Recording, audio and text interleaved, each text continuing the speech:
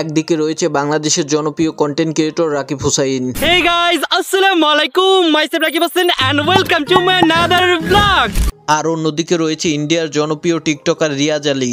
देखा तेनू पहली पहली बार वे होने लगा। এই দুইজনের মধ্যে কে সেরা, কার জনপ্রিয়তা বেশি এবং মাসে কে কত টাকা ইনকাম করে, এসব সহ আরো অজানা অনেক কিছুই জানতে পারবেন আজকের এই ভিডিওর মাধ্যমে। তাই ভিডিওটি না টেনে সম্পূর্ণ ভিডিও দেখতে থাকুন। আর আমাদের চ্যানেলে নতুন হলে অবশ্যই চ্যানেলটি সাবস্ক্রাইব করে আমাদের পাশেই থাকবেন। তো বন্ধুরা, প্রথমেই আমরা বাংলাদেশের জনপ্রিয় কন্টেন্ট ক্রিয়েটর রাকিব হুসাইনের ব্যক্তিগত কিছু তথ্য জেনে আসি।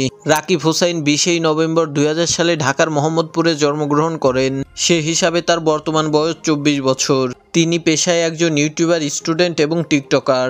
রাকিব হুসাইন ও অনলাইন কেরিয়ার সম্পর্কে বলতে গেলে বর্তমান রাকিব হুসাইনের ইউটিউব চ্যানেলে 19 লাখ প্লাস সাবস্ক্রাইবার রয়েছে। রাকিব হুসাইন তার ইউটিউব চ্যানেল থেকে প্রতি মাসে 1100 থেকে 1200 US ডলার আয় করে থাকেন, যেটাকে বাংলা টাকায় কনভার্ট করলে প্রায় 12 লক্ষ টাকার মতন হয়ে থাকে। এবার আমরা ইন্ডিয়ার জনপ্রিয় টিকটক স্টার রিয়াজ আলীর ব্যক্তিগত কিছু তথ্য সম্পর্কে জেনে আসি।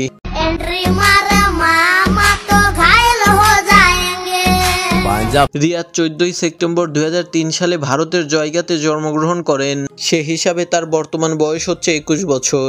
এখন অনেকেই প্রশ্ন করতে পারেন এই জায়গাটা আবার কোথায়। এটা হলো ভুটান ও পশ্চিমবঙ্গের বর্ডারের সংনিকটের একটি শহর।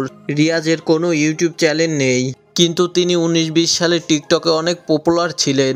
রিয়াজের টিকটক অ্যাকাউন্টে 45 মিলিয়ন ফলোয়ার রয়েছে এবং 2 বিলিয়ন প্লাস লাইক রয়েছে। তিনি প্রতি মাসে লাখ লাখ টাকা ইনকাম করে থাকেন। আসলে তিনি প্রতি মাসে কত টাকা ইনকাম করে থাকে এটা কোনো ওয়েবসাইটে দেওয়া নেই। রিয়াজ আলী বর্তমান মডেলিং এবং মিউজিক ভিডিওতে কাজ করছে। কিছুদিন আগে তার ইসবার 7 নামে একটি মিউজিক ভিডিও রিলিজ হয়েছে।